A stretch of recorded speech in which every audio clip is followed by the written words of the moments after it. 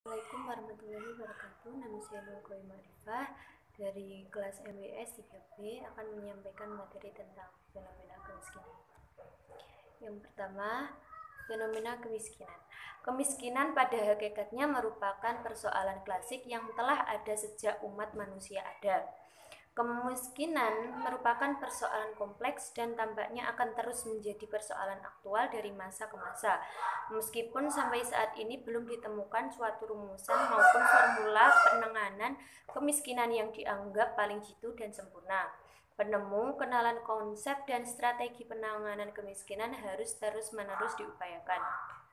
Kemiskinan merupakan masalah sosial laten yang senantiasa hadir di tengah-tengah masyarakat, khususnya di negara-negara berkembang.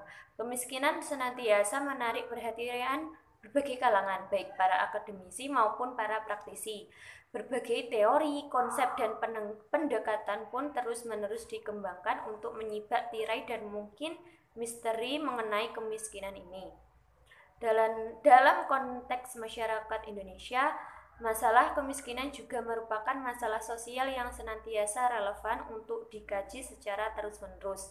Ini bukan saja karena masalah kemiskinan telah ada sejak lama, melainkan pula karena masalah ini masih hadir di tengah-tengah kita dan bahkan kini gejalanya semakin meningkat sejalan dengan krisis multidimensional yang masih dihadapi oleh bangsa Indonesia. Meskipun pembahasan kemiskinan pernah mengalami tahap kejenuhan sejak pertengahan 1980-an, upaya pengentasan kemiskinan kini semakin mendesak kembali untuk dikaji ulang. Proses kemiskinan secara umum, kemiskinan diartikan sebagai kondisi ketidakmampuan pendapatan dalam mencukupi kebutuhan pokok sehingga kurang mampu untuk menjamin kelangsungan hidup. Kemampuan pendapatan untuk mencukupi kebutuhan pokok berdasarkan standar harga tertentu adalah rendah, sehingga kurang menjamin terpenuhinya standar kualitas hidup pada umumnya.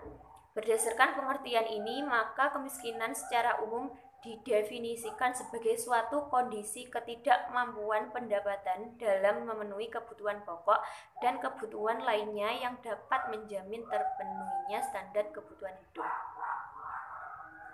Adapun faktor-faktor yang menyebabkan timbulnya kemiskinan diantaranya rendahnya tingkat pendidikan, rendahnya tingkat derajat kesehatan, terbatasnya lapangan kerja, dan kondisi keterisolasian.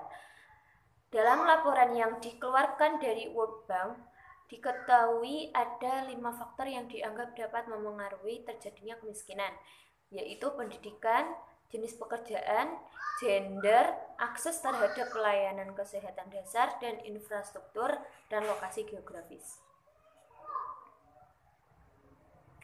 Di Indonesia sendiri, antara pertengahan tahun 1960-an sampai tahun 1996, waktu Indonesia berada di bawah kepemimpinan pemerintahan Orde Baru Soeharto, tingkat kemiskinan di Indonesia menurun drastis, baik di desa maupun kota, karena pertumbuhan ekonomi yang kuat dan adanya program-program penanggulangan kemiskinan yang efisien. Selama pemerintahan Soeharto, angka penduduk Indonesia yang hidup di bawah garis kemiskinan menurun drastis. Dari awalnya sekitar setengah dari jumlah keseluruhan populasi penduduk Indonesia sampai hanya sekitar 11% saja. Namun ketika pada akhir tahun 1090-an, krisis finansial Asia terjadi. Tingkat kemiskinan di Indonesia melejit tinggi dari 11% menjadi 19,9% di akhir tahun 1098, yang berarti persentase yang sudah diraih oleh Orde Baru hancur seketika.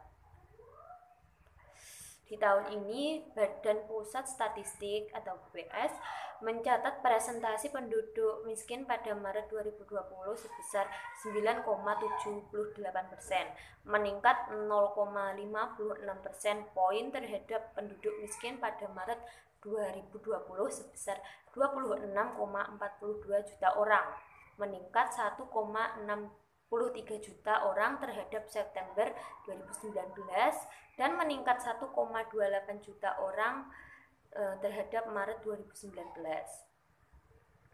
Kepala BPS Suharyanto menjelaskan peningkatan jumlah penduduk miskin disebabkan adanya pandemi COVID atau virus corona oleh kebijakan pembatasan sosial berskala besar atau PSBB untuk mencegah penyebaran virus corona atau COVID-19.